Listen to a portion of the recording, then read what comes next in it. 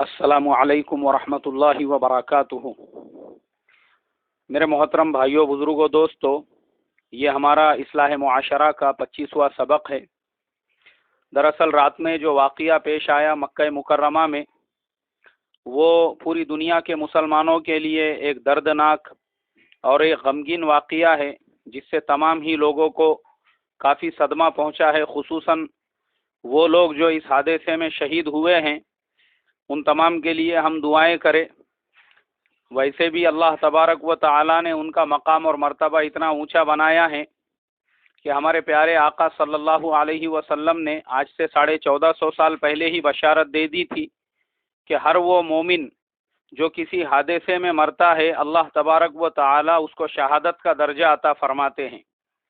اور یہ لوگ تو کئی نسبتوں سے شہید شمار ہوں گے۔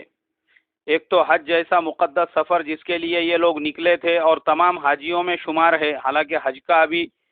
موقع شروع ہونے میں 8-10 دن باقی ہے،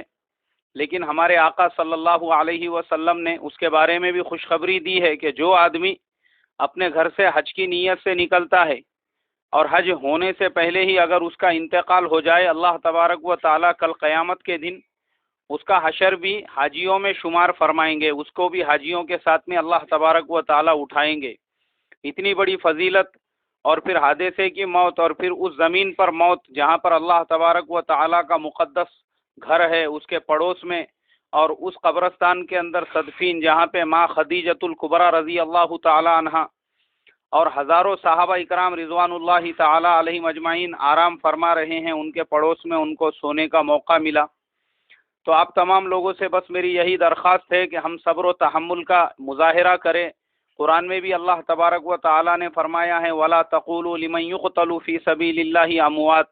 بَلْ أَحْيَاءٌ وَلَٰكِن لَّا تَشْعُرُونَ، جو لوگ اللہ کے راستے میں مر جاتے ہیں ان کو مردہ مت کہو، بلکہ وہ شہید ہے اور ہمیشہ ہمیش زندہ ہے اللہ تبارک و تعالی کے نزدیک۔ تو اس لیے میرے محترم بزرگوں، حادثہ تو نہایت ہی غمگین ہے، اور بس ہم صبر کر سکتے ہیں اور دعائیں کر سکتے ہیں کہ اللہ تبارک و تعالی ان کے رشتہ داروں کو بھی صبر جمیل کی توفیق عطا فرمائے، اور بجائے واٹس ایپ اور فیس بک کے اس واقعے پر زیادہ ماتم منانے کے بہتر یہی ہے ہم اس پہ صبر و تحمل کریں، اس لیے کہ روزانہ سینکڑوں ہزاروں موتیں روڈ حادثوں میں ہوتی ہے، بارش کی وجہ سے ہوتی ہے اور نیچرل ہوتی ہے، ایسے کئی واقعات ہوتے ہیں۔ ابھی 3 دن پہلے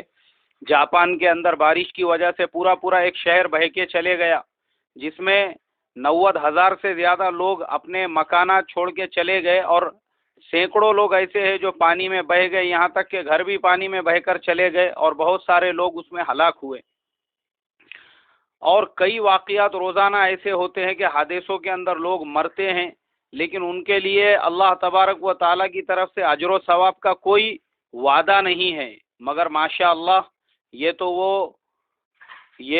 خوش قسمت لوگ ہیں جن کے لیے اللہ تبارک و تعالی کی طرف سے اتنے بڑے بڑے وعدے ہیں، شہادت کا درجہ ان کو مل رہا ہے۔ ہم تو ان کی مغفرت کے لیے بھی نہیں کہہ سکتے، کیونکہ آلریڈی اللہ تبارک و تعالی نے ان کو شہیدوں میں شمار فرمایا، اور ان کا مقام اور مرتبہ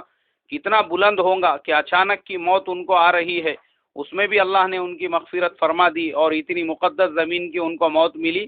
تو بس ہم صبر و تحمل کا مظاہرہ کریں اور یہی سوچے کہ اللہ تبارک و تعالی ہمارے ساتھ میں جو بھی معاملہ فرماتے ہیں وہ فرماتے ہیں جس میں ہمارے لیے خیر ہوتی ہے۔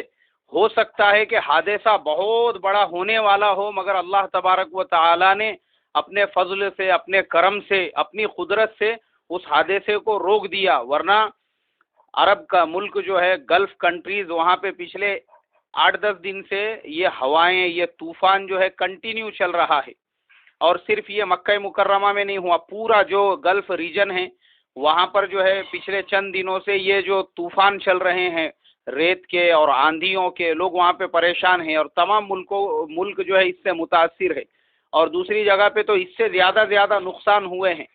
مگر جو بھی ہوا ہم اس پہ صبر و تحمل کریں اور اللہ تبارک و تعالیٰ سے دعائیں کرتے رہے۔ اللہ تبارک و تعالیٰ ان تمام جو مرنے والے تھے، شہید، شہداء اور حاجی، ان تمام کے رشتہ داروں کو صبر و تحمل کی توفیق عطا فرمائیں، ہمیں بھی صبر عطا فرمائیں۔ دنیا بھر کے جو مسلمان ہیں جن کو اس واقعے سے سخت صدمہ پہنچا ہے، ان کو بھی صبر کرنے والا بنائیں، اور ہم تمام کو عمل کی توفیق عطا فرمائیں۔ السلام علیکم ورحمۃ اللہ وبرکاتہ۔